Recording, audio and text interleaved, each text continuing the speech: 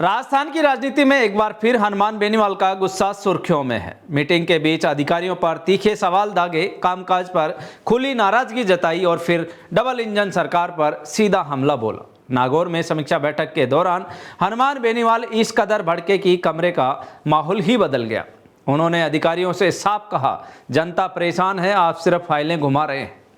यानी अब बेनीवाल सिर्फ बयान नहीं दे रहे बल्कि सिस्टम को खुली चुनौती देते नजर आ रहे हैं। और फिर यहीं से शुरू हुआ बड़ा राजनीतिक हमला। हनुमान बेनीवाल ने कहा कि डबल इंजन सरकार बड़े बड़े दावे कर रही है, लेकिन जमीन पर हालात कुछ और ही कहानी बता रहे हैं।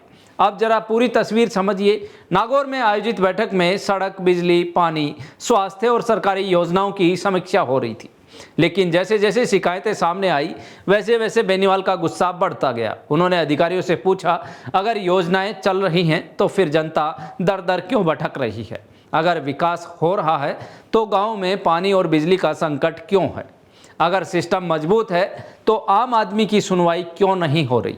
वीडियो साफ है लेकिन जवाब अब तक साफ नहीं। बैठक में मौजूद लोगों के मुताबिक बेनीवाल ने कई विभागों के अधिकारियों को जमकर फटकार लगाई।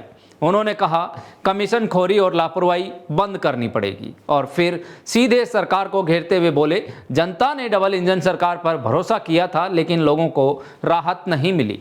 लेकिन कहानी यही नहीं रुकी।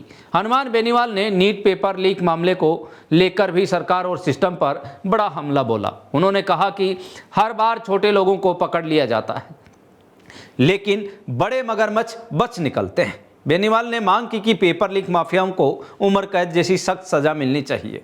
उन्होंने कहा, गरीब और मध्यम वर्गीय परिवार अपने बच्चों को पढ़ाने के लिए जिंदगी भर मेहनत करते हैं और माफिया एक पेपर लीक करके उनका भविष्य बर्बाद कर देते हैं। अब जरा सोचिए, अगर देश की सबसे बड़ी परीक्षाओं पर भरोसा टूट जाए तो युवाओं का सिस्टम पर विश्वास कैसे बचेगा? लेकिन बेनीवाल यही नहीं रुके। उन्होंने राजस्थान की RGHS योजना को लेकर भी भजनलाल सरकार पर तीखा हमला बोला।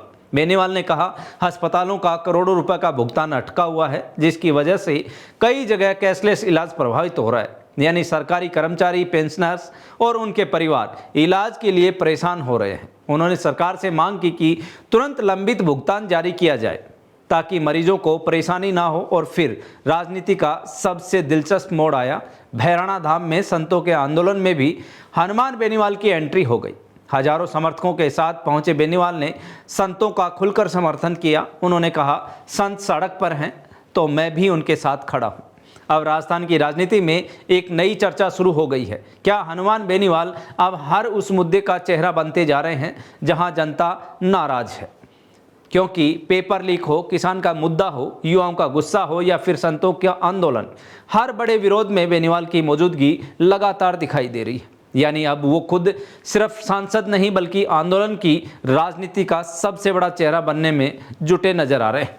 डबल इंजन सरकार पर हमला, नीट पेपर लीक, RGHS विवाद और संतों के आंदोलन तक हनुमान बेनीवाल लगातार सरकार और सिस्टम दोनों पर दबाव बना रहे हैं। अब देखना होगा कि क्या सरकार इन मुद्दों पर बड़ा फैसला लेती है, क्या सिस्टम में बदलाव दिखाई देगा या फिर बेनीवाल का ये आक्रामक अंदाज राजस्थान की राजनीति में कोई नया भूचाल लेकर आएगा। आपकी क्या राय है? हनुमान बेनीवाल क्या सही मुद्दे उठा रहे हैं? कमेंट करके जरूर बताइए। वीडियो पसंद आया हो तो लाइक और शेयर कीजिए और ऐसी ही बड़ी राजनीतिक खबरों के लिए जुड़े रहें।